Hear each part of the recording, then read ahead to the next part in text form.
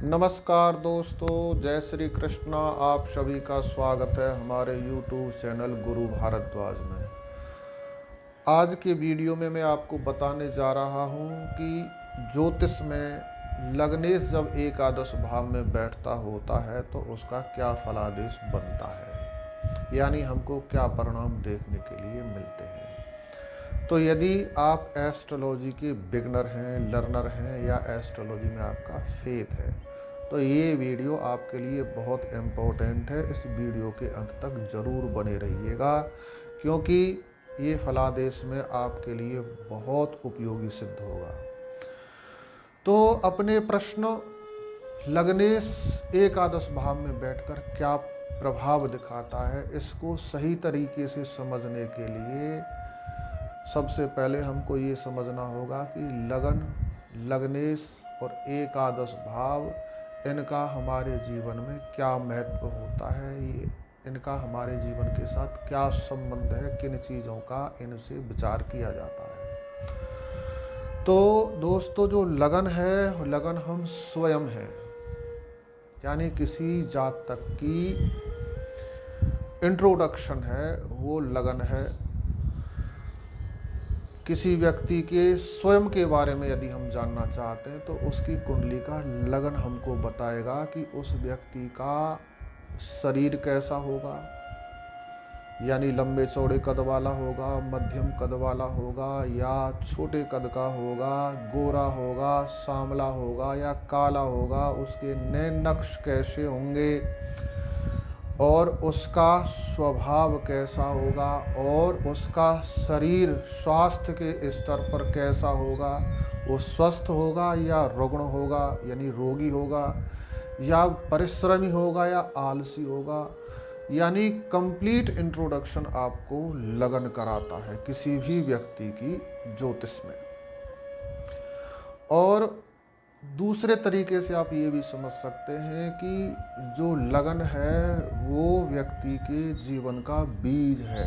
जैसे एक बीज ही निर्धारित करता है कि उसमें से कैसा वृक्ष हमको प्राप्त होगा, उसमें से फलदार वृक्ष मिलेगा हमको या हमको फूलों वाला मिलेगा या कांटों वाला मिलेगा, वो बीज निर्धारित करता है। जैसा बीज जमीन में हम डाल देते हैं वैसा ही वृक्ष हमको मिलता है। उसी प्रकार से परमपिता परमेश्वर उसकी इस सत्ता में हमारे जन्म समय जैसा भी लगन हमारा था उसी के अनुरूप हमारा जीवन रहता है।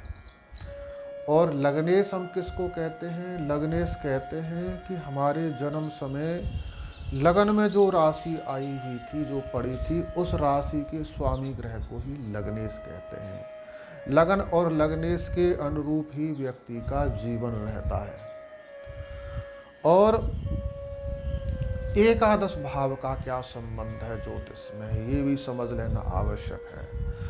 एकादश भाव का संबंध है हमारे जीवन में आय से, इनकम, कंप्लीट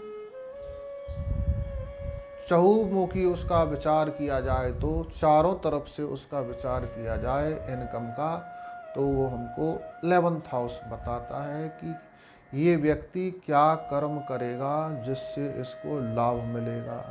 शुभ कर्मों के माध्यम से इसको लाभ मिलेगा या अशुभ कर्म करके इसको लाभ मिलेगा, और उसमें से कितना मिलेगा, कितना प्रतिशत मिलेगा, या बिल्कुल ही नहीं मिलेगा या सहज में मिल जाएगा। इस चीज़ की जानकारी कंप्लीट हमको एकादश भाव देता है। इनकम से, आय से तात्पर्य केवल ये ना समझे कि पैसे से संबंधित लाभ के बारे में ही विचार किया जाएगा ज्योतिष में एकादश भाव से। जो भी हम काम करते हैं जीवन में, कोई भी, उस काम से हमको कितना लाभ हासिल होगा, वो काम हमको कितना फायदा देने वाला होगा या उस काम से हानि तो नहीं हो जाएगी, इस बात का विचार भी हमको एकादश भाव से ही करना होता है, करना चाहिए। फॉर एग्जाम्पल, हमारे सामने कोई प्रश्न आता है कि क्या इसको पढ़ने से कोई लाभ होगा, यानी पढ़ने के बाद ये कोई अच्छी जॉब करेगा या अच्छी कोई बिजनेस करेगा, उससे उसको लाभ मिलेगा। तो इस चीज़ का भी विचार हम 5th हाउस से, पंचम भाव से एकादश भाव जो पड़ता है यानी कुंडली का तृतीय भाव हमको बताएगा।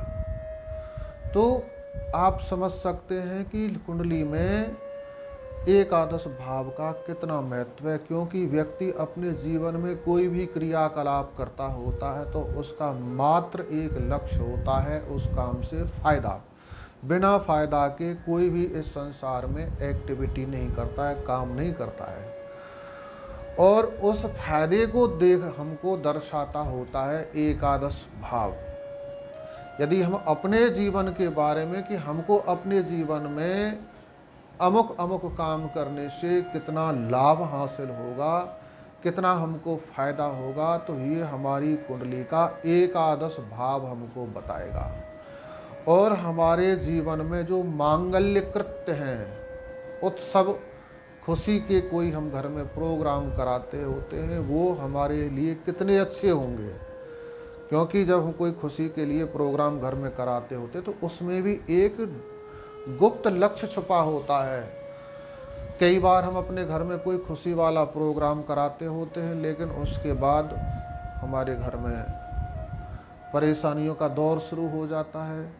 तो इस चीज़ का यदि विचार हमने करना है कि कोई मांगल्य कृत्य हमारे लिए कितना फायदेमंद रहेगा या उससे नुकसान तो नहीं होगा, तो इस चीज़ का विचार भी हम कुंडली के एकादश भाव से ही करेंगे।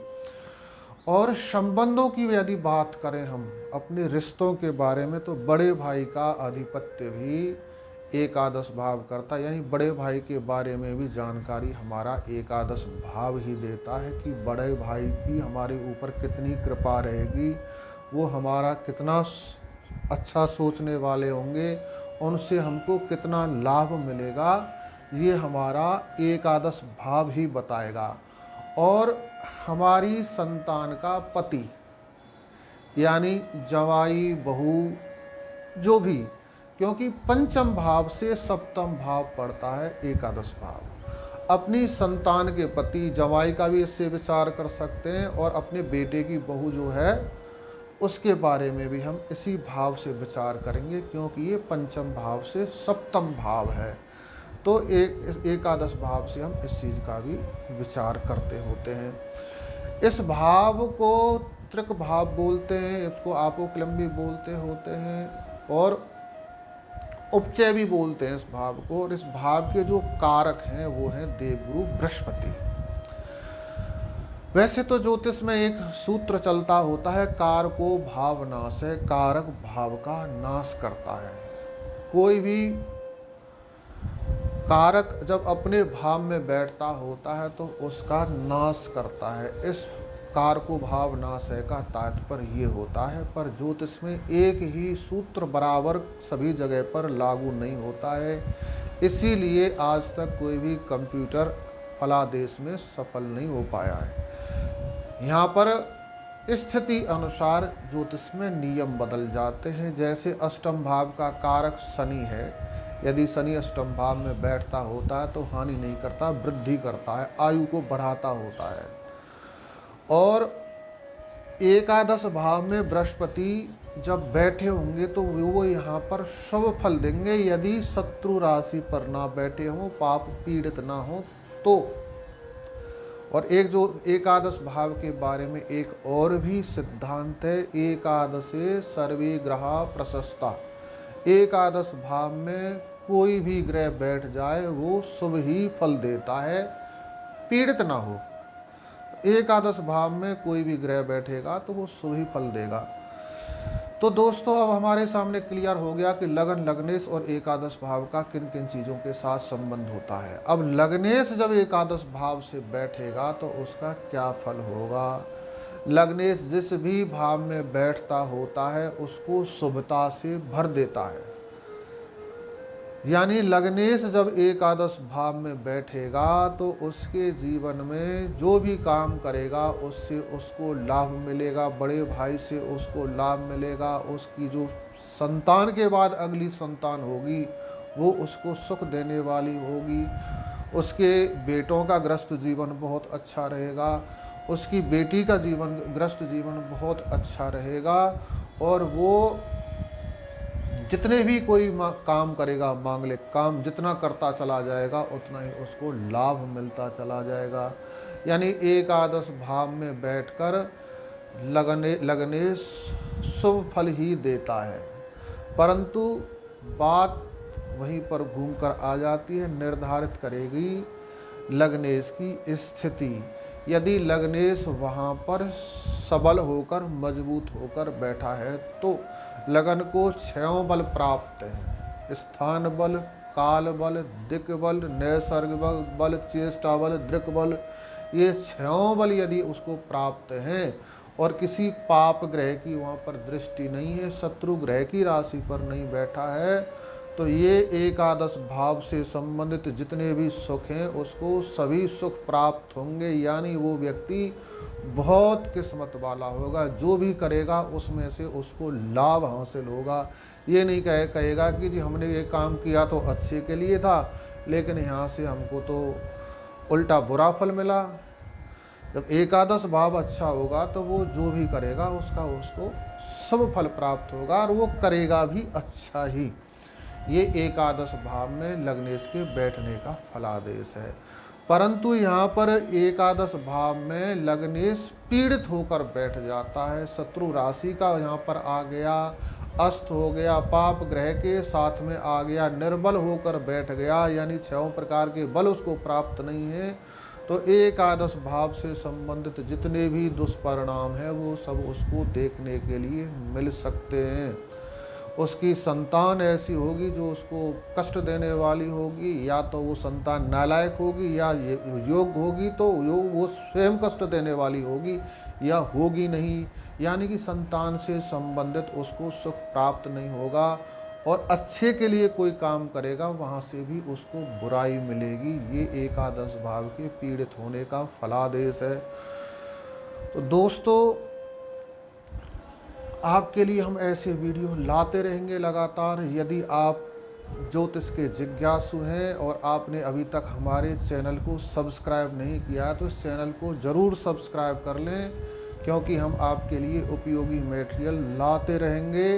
यदि आपको वीडियो हमारा अच्छा लगता है तो इसको लाइक, कमेंट, शेयर करना बिल्कुल भी ना भूलें। आपने वीडियो को अंत तक देखा, इसके लिए आपका बहुत बहुत धन्यवाद। जय श्री कृष्ण।